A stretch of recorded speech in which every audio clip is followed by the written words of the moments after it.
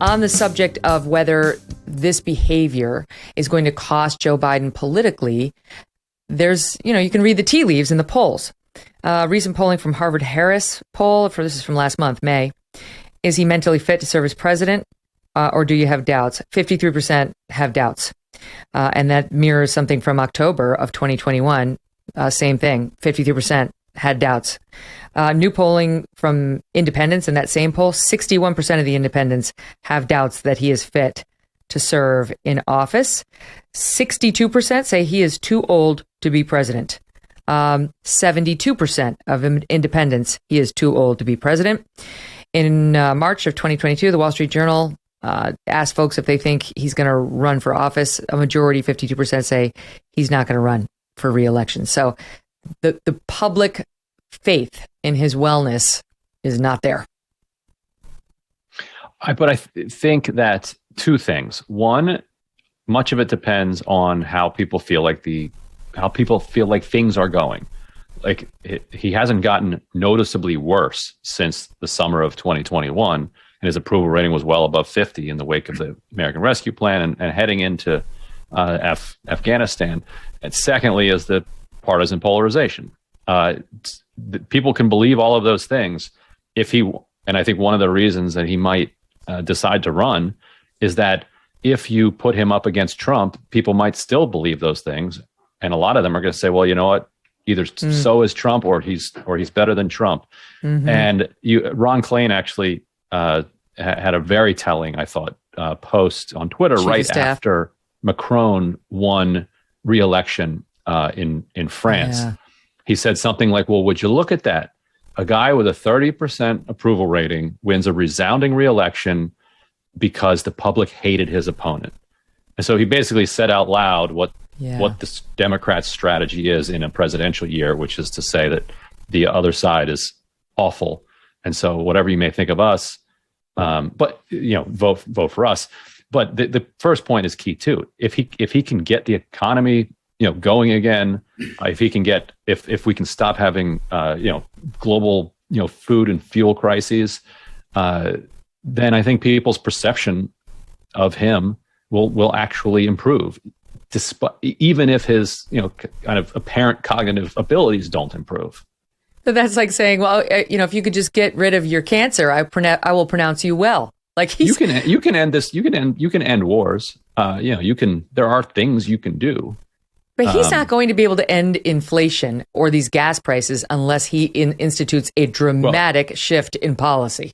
Well, probably not, because Mohammed bin Salman is dedicated to regime change here in the United States. But after the Republicans take over the House, then MBS has no reason to continue jacking up gas prices. And so I expect you actually will see prices come down substantially after the midterms, because that's really what is driving them.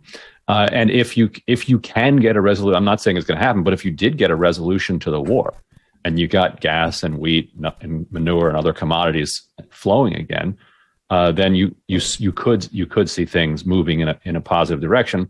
But then come 2024, Mohammed bin Salman still has his hand on the spigot, doesn't want Democrats in power. So I think you can probably expect to pay $5 or $6 a gallon again in 2024, so that he can encourage you to bring Jared Kushner, his private equity man, back into the White House. Rich, do you want to take that? Well, I think there's obviously something to the fact that if gas were $1.50 a gallon right now, his approval rating would be 5 points higher or something like that. Whatever, no matter how bad he sounded on Jimmy Kimmel. So I think the things Democrats got to bank on, I can't see in any way they turn around the midterms. Court overturns Roe. I do think that'll be a big deal, but won't change the fundamental trajectory. It'll sort of be baked into the cake. After 3 weeks of intense debate about it, we'll realize the blue states are going to still have legal abortion. The red states are going to have some form of bans, and probably popular in the red states. It's going to be hard to scare the blue states based on what the red states are doing when nothing's changing on the ground there. So they're going to lose the House. They're very likely going to lose the Senate. And then, that's typical, right? That's what happens. And then you're the incumbent president, and you hope the other side in Congress overreaches, which isn't crazy. It's happened before. And then you hope with the passage of time, just events kind of bounce in your favor. And I think Biden bears responsibility for a lot of things that have gone wrong, but obviously not totally. He didn't invade Ukraine. He didn't create the pandemic that's created the supply chain disruptions. So maybe things point up, and then he's running against Trump, and that would be kind of a jump ball election. On the other hand, GDP growth first quarter negative 1.5%. I mean, it's some significant chance by next year we'll have a recession, and it will look even worse. So I don't discount some sort of bounce back, but it's far from inevitable. Mm-hmm. Meantime, Democrats internally are talking loudly, and now even to the press, about what's the backup plan. What if he does continue to deteriorate mentally and or just in the polls? What's the backup plan, right? Like what are the scenarios? And there was a piece in New York Magazine about a week or two ago that's literally called, "There has to be a backup plan." There's a backup plan, right?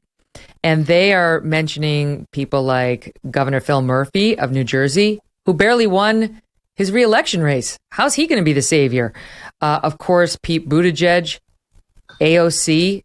Is she even 35? Can she even do it? I don't even know. She would be by the election. Oh my God! God help us. But that's not I don't think that's happening. Okay. I think it'll happen in our lifetimes, but not this Bernie next Sanders, Amy Klobuchar. Wasn't she already? Weren't half these people already rejected the last time? The lady who was like, what, did she eat her salad with a fork? I don't remember.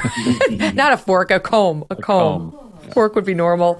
She used the fork to stab her staffers. Yeah, you can't in New York City. You can't eat pizza with a fork, but you can't eat your salad. You get kicked out. You get kicked right out. In any event, these do not seem to me, Ryan, like the saviors that New York Magazine thinks they are. But what would be the backup plan if Biden continued to go south in one of those departments? I mean, you could throw Jay Inslee in there, who's a very interesting governor. But like you said, we roughly know what the terrain would be based on the last election. It's not a particularly strong bench, and most of them, like Sanders, for instance, has said that he would consider running again, despite his age and despite having run twice, but only if Biden doesn't run. And that's how most of the Democrats are talking about it. And the only exceptions would be, say, somebody who might run on basically a messaging campaign to kind of pull make sure that all the issues are being discussed in a primary. Like the Green Party. Right. But they would run in the primary just to get, that was basically why Sanders ran in 2016, because nobody else was running, and he wanted somebody to talk about Medicare for all and climate and the things that he cared about. But you're right that there isn't much of a bench. Black Rifle Coffee Company is a veteran-founded company serving premium coffee to people who love America. They develop their explosive roast profiles with the same mission focus learned as military members serving this great country. Black Rifle Coffee imports high-quality coffee beans from Colombia and Brazil, and they roast them 5 days a week at their facilities in Manchester, Tennessee, and Salt Lake City, Utah, which means you get the freshest coffee possible no matter where you live. Enjoy the awesome packaging and unique flavors like Silencer Smooth and Lava Panther. The best way to enjoy Black Rifle's freedom-filled coffee is with the Black Rifle Coffee Club. When you join the club, your brew of choice gets roasted, packaged, and shipped free to your door on your schedule. Buy it at blackriflecoffee.com and use the code MK at checkout for 20% off your purchase and your first coffee club order. That's blackriflecoffee.com/MK and use the code MK on checkout. Black Rifle Coffee is America's coffee. Hey, thanks so much for watching. If you like what you just saw, hit the subscribe button for more clips and full episodes.